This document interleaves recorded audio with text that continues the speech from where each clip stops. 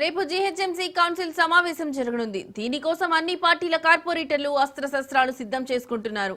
నిన్న ఏ పార్టీకి ఆ పార్టీ సమావేశాలు ఏర్పాటు చేసుకున్నాయి. ఈ సందర్భంగా కౌన్సిల్లో అనుసరించాల్సిన వ్యూహాలపై ఆయా పార్టీల ముఖ్య లీడర్లు దిశానిర్దేశం చేశారు. కౌన్సిల్లో ప్రశ్నించడానికి కార్పొరేటర్లు 125 ప్రశ్నలు ఇవ్వగా అధికారులు 21 ప్రశ్నలకే ఆమోదం తెలిపారు.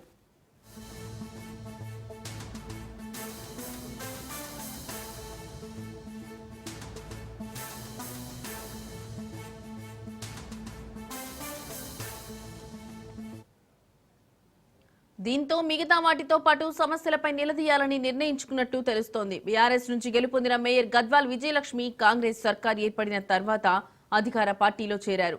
దీంతో స్టాండింగ్ కమిటీ సభ్యులు బీఆర్ఎస్, ఎంఐఎంకి చెందిన వారే ఉండడంతో మేయర్కు మద్దతిచ్చే వారి సంఖ్య తక్కువగానే ఉంది.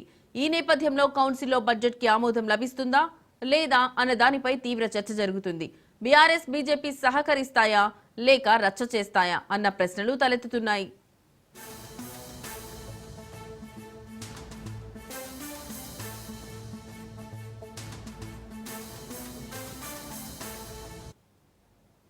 కౌన్సిల్లో మేయర్ను టార్గెట్ చేసేందుకు బీఆర్ఎస్ డిసైడ్ అయినట్టు తెలుస్తోంది.